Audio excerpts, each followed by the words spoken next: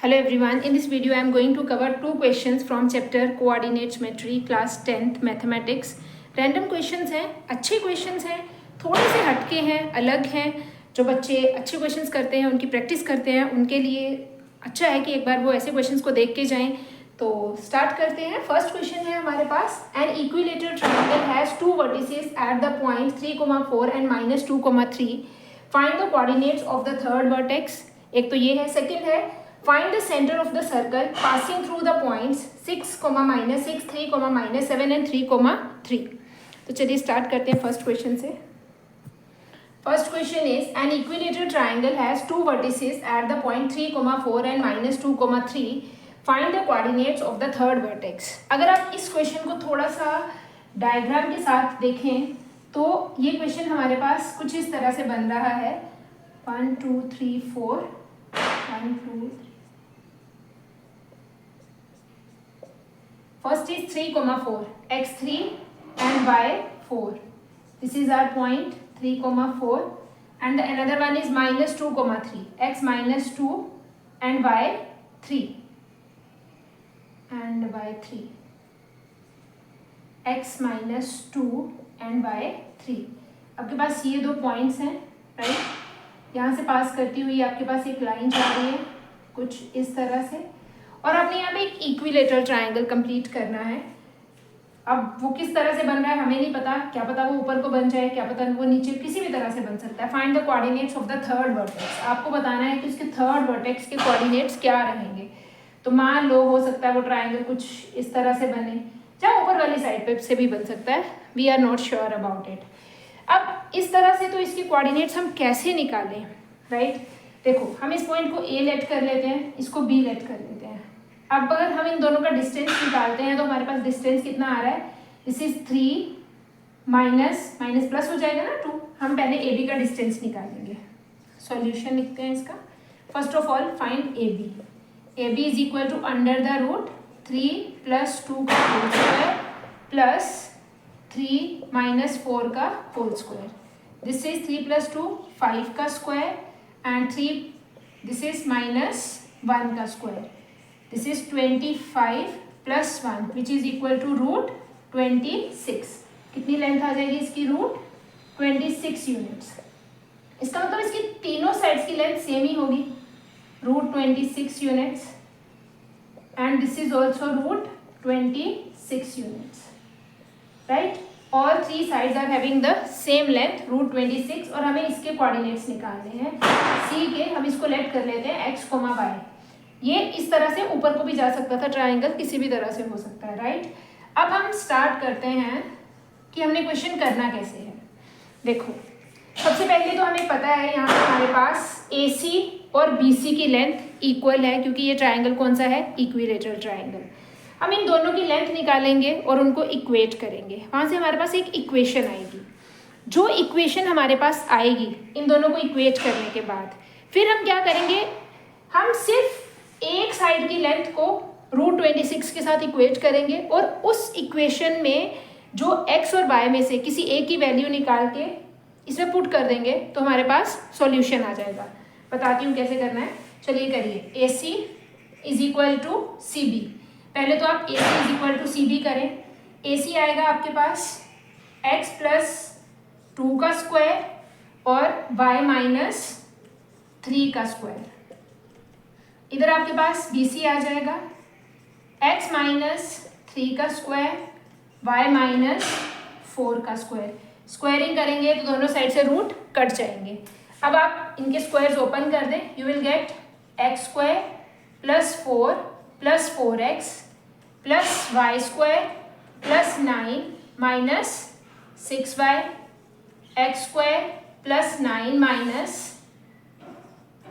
6x y² + 16 - 8y. x² से x² cut जाएगा, y² से y² कट जाएगा, 9 से 9 कट जाएगा. बाकी और कुछ भी नहीं कट रहा है. इसको सॉल्व करें. आपके पास यहाँ पे x और y में एक रिलेशन आएगा. What is left with us? We have 4 + 4x - 6y is equal to minus 6x plus 16 minus 8y। सब कुछ एक साइड पे अगर आप लेके जाओगे तो 6 इधर आके 4 में प्लस होके 10x, 8 इधर आएगा तो पॉजिटिव हो जाएगा, ये आ जाएगा प्लस 2y, और आपके पास 16 है, 16 को इधर लेके आओगे तो माइनस 12 इज इक्वल टू 0। इन सब में से 2 कॉमन आ रहा है, this is 5x plus y minus 6 is equal to 0। आपके पास एक रिलेशन आ गया x और y में से। इसमें से y की वैल्यू निकालना ज़्यादा इजी है। क्यों इजी है? क्योंकि y के साथ कोई कोफिशिएंट नहीं लगा हुआ तो आपका डिनोमिनेटर में कुछ नहीं जाएगा। तो बेटर कि आप यहाँ से y की वैल्यू निकालें, जो कि आपके पास आएगी 6 माइनस 5x। अब हम इस वैल्यू को आगे यूज़ करेंगे। अब यूज़ कैसे करेंगे? आपने यहाँ पे एक इक्वेशन लेनी है AC की लेंथ और उसको इक्वेट करना है 26 के साथ। अभी हमने 26 तो कहीं यूज़ ही नहीं किया ना, अभी हम इसका यूज़ करेंगे। तो हम क्या करेंगे? First of all we will find the length of AC and we will take it as root 26। अब AC की लेंथ निकालो, ये आपके पास आ जाएगी under the root x plus 2 का स्क्वायर प्लस y माइनस 3 का square is equal to root 26। इस इक्वेशन को सॉल्व करो और जब आप थोड़ा सा इसको सॉल्व कर लेंगे तो यहाँ पर y की वैल्यू आप पुट करोगे 6 माइनस 5x। चलिए सॉल्व करते हैं। सबसे पहले तो हमें रूट खत्म करने के लिए क्या करना पड़ेगा? दोनों साइड पे स्क्वायरिंग करनी पड़ेगी। ये दोनों साइड से रूट्स कट जाएंगे। यहाँ से आपके पास आ जाएगा a square plus b square plus 2 2 ज़ा 4x plus y square plus 9 minus 6y is equal to 26। अब ये आ जाएगा x square plus y square plus 4x minus 6y, 9 plus 4 is 13 और plus 13 minus 26 is equal to 0। x square plus y square plus 4x minus 6y minus 13 is equal to 0। अब आप इस equation में y की value 6 minus 5x put करो और उसको solve करो। Put y is equal to 6 minus 5x, तो आपके पास आ जाएगा x square plus 6 minus 5x का whole square plus 4x minus 6y minus 13 is equal to 0। अब इस इक्वेशन को सॉल्व करते हैं। अब हमने इसमें y की वैल्यू 6 माइनस 5x पुट कर दी है। अब हम इसको ओपन करते हैं तो हमारे पास क्या बनेगा?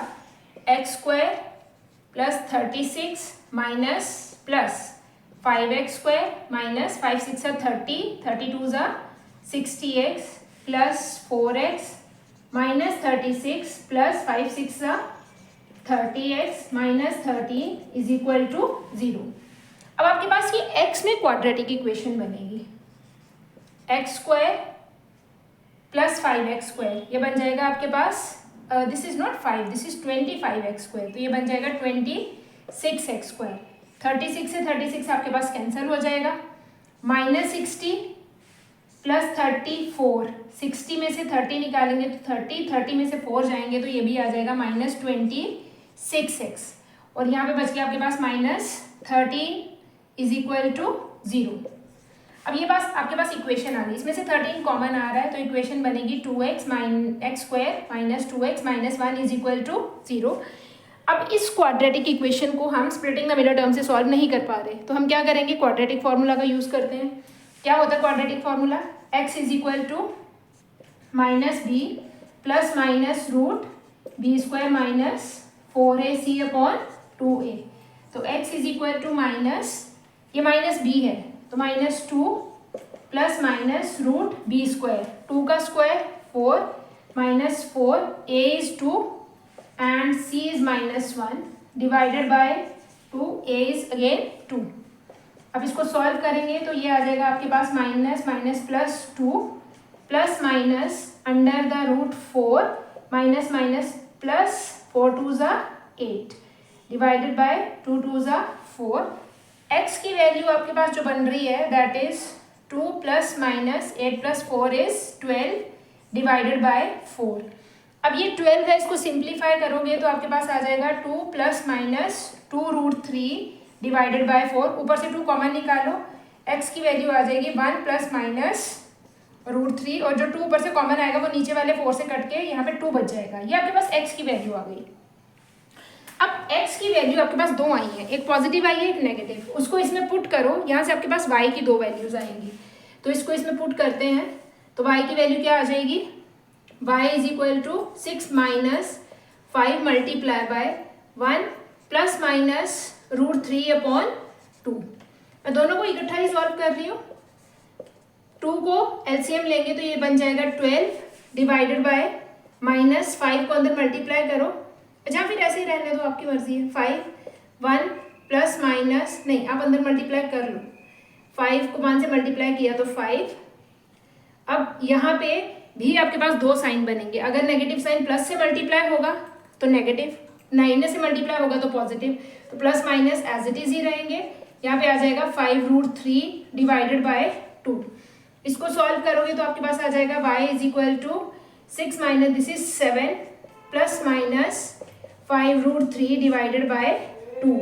आपके पास ये y की भी दो वैल्यूज आ गई, दो वैल्यूज आपके पास x की आ गई, दो वैल्यूज आपके पास y की आ गई। तो पॉइंट्स आपके पास क्या बनेंगे, points will be this is x is equal to 1 plus minus √3/2 and y is equal to 7 plus minus 5√3/2 and the point will be 1 plus minus √3/2 comma 7 plus minus 5√3/2। These are the coordinates। कितने coordinates बनेंगे total, coordinates तो दो ही बनेंगे। कैसे बनेंगे दो coordinates, ऐसे दो ही पॉइंट्स बनेंगे, चार पॉइंट्स नहीं बनेंगे। आप किसी को भी किसी के साथ नहीं लिख सकते। जब आप यहाँ पे 1 प्लस √3/2 लेंगे, जब आपने यहाँ पे प्लस वाली वैल्यू पुट करेंगे तो आप माइनस वाली वैल्यू को इग्नोर करें तो ये नेगेटिव रिजल्ट देगा, दैट इज 7 माइनस 5√3/2। और यहाँ पे आप जब माइनस वाली वैल्यू लेंगे √2 और यहाँ पे आप माइनस की वैल्यू को पुट करेंगे, अब देखिए यहाँ पे अगर आप माइनस लिखते हैं तो ये अंदर जाके प्लस √5 बनेगा, तो 7 प्लस 5√3/2। मैंने आपको बताया था ना जब आपकी ट्राइंगल बन रही थी, कुछ इस तरह से ट्राइंगल आपके पास बना था, तो मैंने बोला था कि पॉइंट यहाँ पे भी हो सकता है और पॉइंट ऊपर वाली साइड पे भी हो सकता है, पॉइंट किसी भी जगह पे हो सकता है।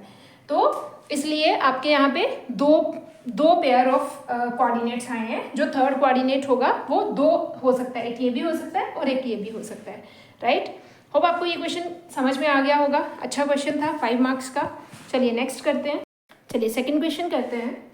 Find the centre of the circle passing through these 3 points. 5 marks का क्वेश्चन है, ये भी इजी क्वेश्चन नहीं है, देखने में बच्चों को लगेगा कि एकदम से समझ में आ जाएगा, ऐसा भी नहीं है।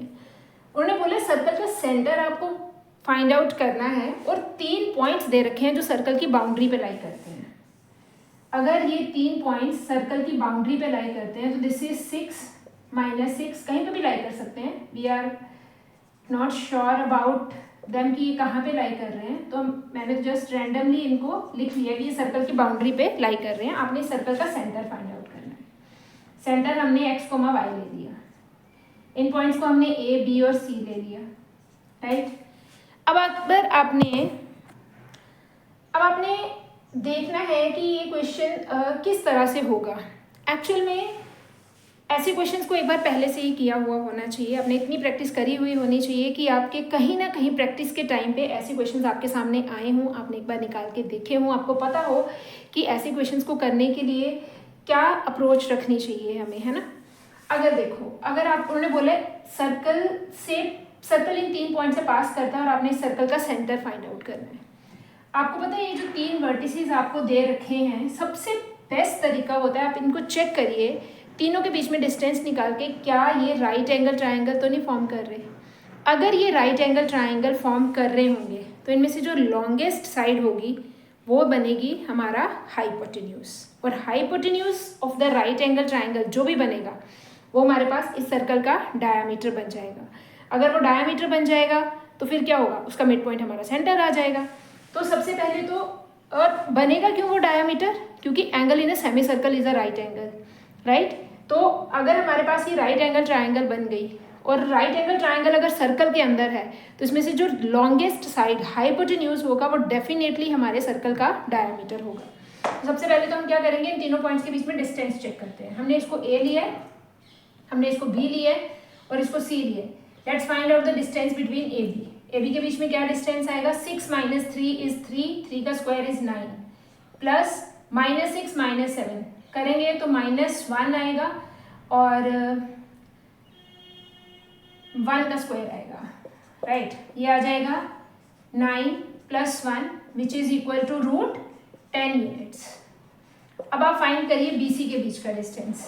BC आपके पास आ जाएगा 3 - 3, ये तो 0 ही हो जाएगा, 0 का square plus -7 - 3 this is equal to -10 का square which is equal to √10 का square and you can say it is 10 units. Third is AC। अगर आपको AC फाइंड आउट करना है तो AC इज 6 - 3 दैट इज 3 का स्क्वायर प्लस -6 - 3 -9 का square which is equal to 9 plus 9 का square is 81, it is √90 units. Which one is the longest among all three? Longest is 10 units. अब आप check करिए कि आपके पास BC का स्क्वायर AC के स्क्वायर और AB के स्क्वायर के इक्वल बन रहा है। ऑब्वियसली सबसे बड़ी साइड इधर रखोगे ना, सबसे छोटी थोड़ी ना रख दोगे, उसके स्क्वायर के इक्वल थोड़ी आएगा। ये तो आपको देखना होता है कि इसमें से सबसे बड़ी साइड अगर BC है तो यहाँ पे आ जाएगा 10 का स्क्वायर, यहाँ पे आ जाएगा AC √90 का स्क्वायर और AB यहाँ पे आ जाएगा √10 का स्क्वायर। ये कट जाएंगे आपके पास और इधर आ जाएगा आपके पास 100, इधर आ जाएगा 90 + 10, 100 इज इक्वल टू 100। इसका मतलब यहाँ पे पाइथागोरस थ्योरम ट्रू हो गई है। अगर आपके पास पाइथागोरस थ्योरम ट्रू हो जाती है तो ये जो ट्राइंगल बनेगी ये राइट एंगल ट्राइंगल बनेगी और इसमें हमारे पास जो BC बनेगा वो क्या बनेगा, हमारे सर्कल का डायमीटर बनेगा, क्योंकि यही BC ने ही हमें लॉन्गेस्ट लेंथ दी है ना 10 यूनिट्स। ये 10 यूनिट्स है आपके पास, है ना। तो अब ये जो अगर ये राइट एंगल ट्राइंगल बनती है तो हमारे पास ये जो है ये हमारे पास क्या आ जाएगा, बाउंड्री पे आ जाएगा ना। Angle in a semi circle, angle in a semi circle is right angle, हमें पता है। ट्राइंगल में अगर बाउंड्री पे कोई भी एंगल बनता है 90 डिग्री का तो वो डेफिनेटली सेमी सर्कल के अंदर ही होगा। और अगर ये 90 डिग्री का एंगल ट्राइंगल के अंदर बन रहा है तो इसका मतलब ये हमारे पास angle in a semi circle ही है। और सेमी सर्कल में होने का क्या मतलब है कि BC हमारे पास क्या है, डायमीटर है। Therefore BC is diameter. अब ये सारी कहानी करी क्यों, BC डायमीटर आ गया तो उससे क्या होगा, जो BC का मिड पॉइंट होगा वो हमारा सेंटर होगा। तो मिड पॉइंट फॉर्मूला से आप इसके सेंटर को फाइंड आउट कर लें। ये आपके पास आ जाएगा O के कोऑर्डिनेट्स आपके पास क्या आएंगे, 3 + 3 divided by 2, 3 + 3 x1 + x2 divided by 2, y1 + y2 -7 + 3 divided by 2। तो O के कोऑर्डिनेट्स आपके पास आ जाएंगे 6 divided by 2 is 3 and this is -2, -4 + 3 is -2। Hope ये क्वेश्चन आपको समझ में आ गया होगा, right. Thank you so much. अच्छे क्वेश्चंस थे, प्रैक्टिस करिएगा। Thank you.